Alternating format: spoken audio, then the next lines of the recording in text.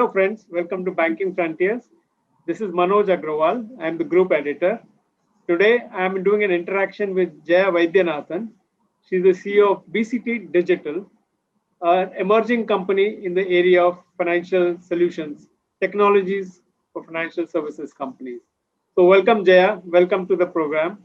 So my first question is this, in the digital ecosystem, can loan related frauds really scale up very quickly? And if so, what weaknesses do they typically exploit? Post pandemic, you would have seen that a lot of your credit card transactions don't go through. You get a call right from a central agency asking you if you indeed made the transaction. So the question of digital ecosystem is all encompassing in a sense that post pandemic, due to the worldwide economic crisis, the number of frauds have also increased. And that cannot be denying that introduction of new digital channel exposes a number of different types of frauds, including cyber-related frauds. It's not just because it's digital. It's just that the more you open up to new channels, the more you onboard, the more the number of transactions, the more liability of whatever could happen through a digital channel.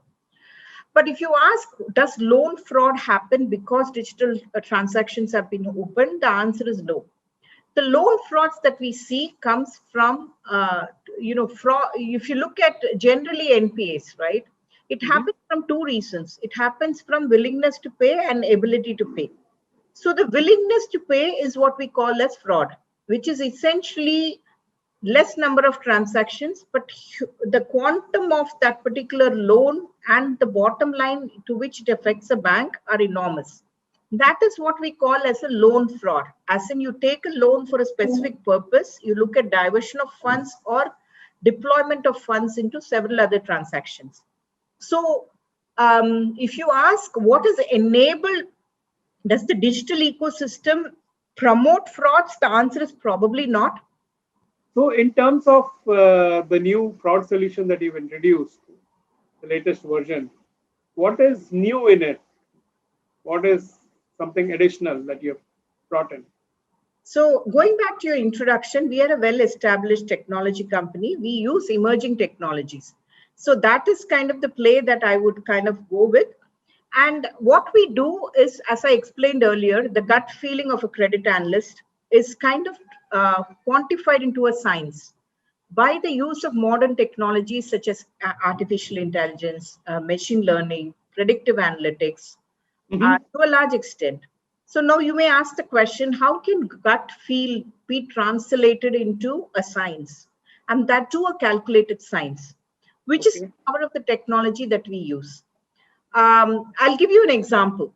When you talk about, I was talking about gut feel in a credit decisioning. So what is a gut feel? Gut feel is saying that I have X number of data points or information in some sorts that comes from observations. Artificial intelligence not only replaces what a human being can do, it also has a presence in areas that a human cannot comprehend. Let me explain with an example. Let's say, as Manoj, you had 3,000 data points to work with. Would you be able to form a decision? You would be confused. Whereas when you look at artificial intelligence, it has the ability to look at huge quantum of data and have a method to the madness, look at pattern formation from it, and then actually kind of tell you, last time this pattern happened, it was a fraud. That's the level to which it will detect. Then what we do is we add a statistical analysis. We have risk scoring engines that will actually tell you, not only is it a fraud, but I'm telling you with 86.3% probability that this is indeed a fraud. So it brings in method to the madness, and it converts a gut feel into something that is industry level, scalable, data point that gives you a score, which makes this credit decisioning much faster and more scientific and more repetitive and constant. So there's another thing that is very important, that is having a human value, that is having trust in a solution.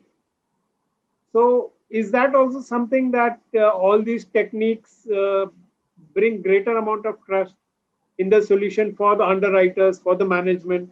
Anything when you say it's a gut feel, you can't quantify that. when you see patterns and you can actually see that scientifically, that these are the data points that come in, and there is the information or decision science that it gives through, that automatically puts trust in a system.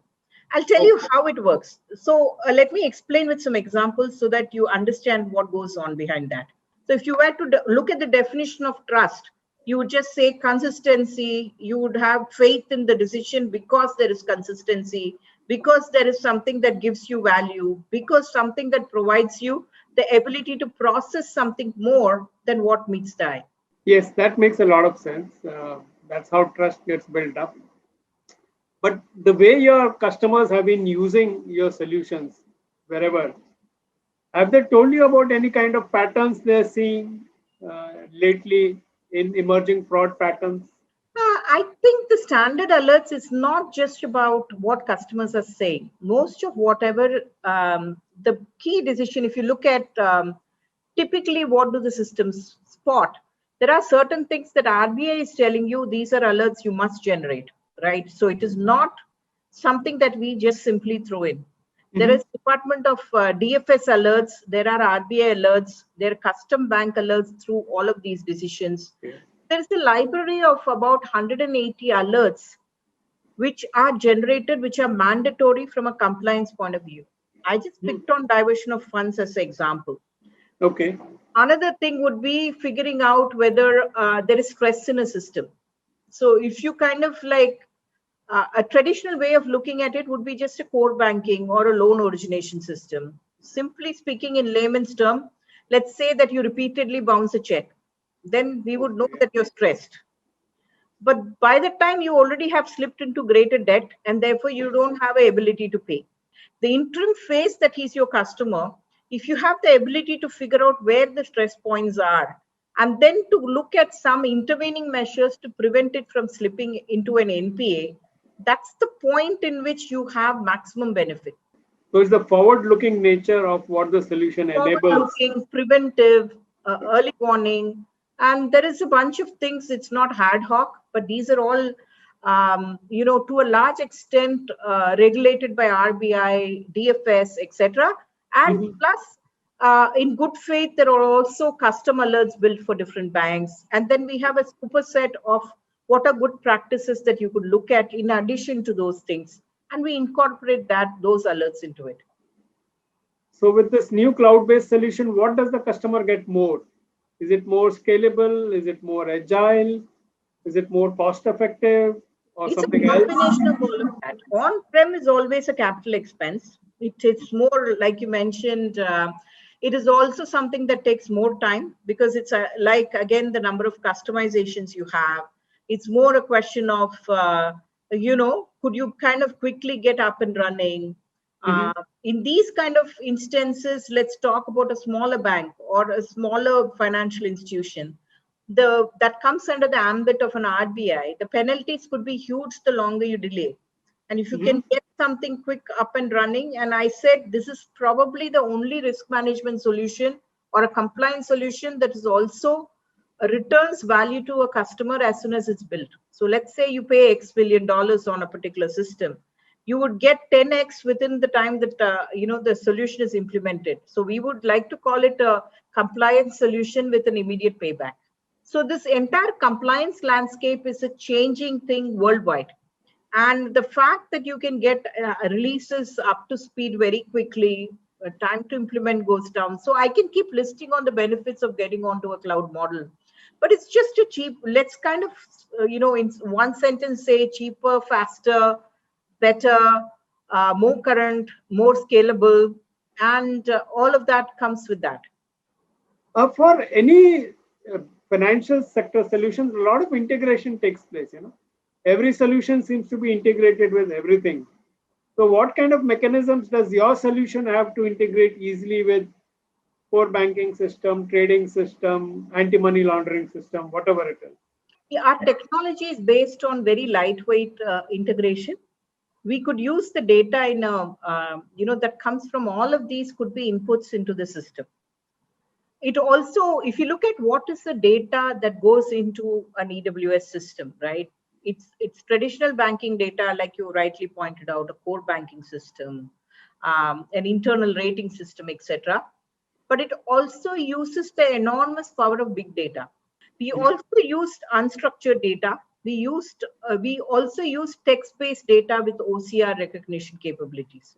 So we would suck data from all the the traditional data sources, also from unstructured data sources, big data sources, and do a bunch of processing and give you the output in any form that you want. It would sit on top of all of your existing investments, take data from it, do its own processing, and integrate with any existing reporting system or workflow system or alert generation system. So that is how you would look at it. Let's talk a little bit about, you talked about artificial intelligence that you have built into the system. Give us a little deep dive into it. For example, can it handle inputs coming in multiple languages? Do you do your own AI development, or do you use AI toolkits from here and there? How do you make sure that your AI is kind of one of the best to do the job that it is required to do? Absolutely. So if you look at artificial intelligence technology today, there is a base version of it, which is more, people use machine learning in its simplest form, which is more a semantic and sentiment analyzer, and then kind of go with it, which would be your base version of it. The advanced ones use neural networks, which is more to replace what a human being can do or cannot do, or replacing some of that. So if you look at our proprietary AI technology, we don't use a lot of open sources and third-party sources. Why? Because we work with financial institutions. And as you know, most of our public sector companies, and we are one of the leading provider of solutions in this space for public sector companies. And as you know, there is a lot of audit with public sector companies on looking at third-party data sources or even open source code. It's just not allowed. So, from a perspective of having inbuilt native code related for our specific things, we use that. For a typical algorithm, there are techniques to analyze and ensure that the output is as per what it should be. With an AI system, is there some way to check that it is working properly and it's not it's not going haywire? Absolutely, because when you look at predictive analytics, that is something that uses the power of past data to predict the future. So it is something that has been time and again the most common methodology in the financial services world. The biggest thing, if you look at it in the pandemic, there was no modeling data to take past data and kind of say, if a COVID-like scenario happened, what will be the loss to the system? Because most often the entire financial industry works on predictive analytics. So it uses the power of past data, draws patterns from it, and takes it fast forward to the future. So does your solution work with a group as a whole? Or does it have to be implemented individually in each company? Let's even take a bank, right? A bank has different types of portfolios. It has a corporate portfolio, it has a retail portfolio, it could have an agri portfolio, it will have MSMEs, it will have SMEs. Yes. And it will have a sectoral influence on different sectors. Our job is to basically give you what is an early warning alert, for example, into any of those components. And it's an aggregate of different components. So if you look at the nuances, does it do the same thing for all sectors? No. For corporates, it looks at accounts above, let's say, 5 crores and above, could be a sector. For retail, it will give you a portfolio-wise kind of an overview rather than individual account-based overview. What do you see as the outcome of all this technology? What impact will it have, let's say, on India as a whole, in the lending landscape in India? Do you think that lenders will be able to lend more confidently having tools like this in their kitty? Absolutely. If you look at banks have their own struggles these days. I mean, we did see examples of big banks that are revenues going great. They have digital channels going on, but still the technology has failed them at critical junctures. And therefore, they can't even issue credit cards now. You know who I'm talking about, right? So I think it is more about not just opening in digital channels, but also investing in fundamental infrastructure at the middle office and the back office level. So if banks partner with these kind of like platform players, fintechs, etc., then each one is good at the best at doing what they do.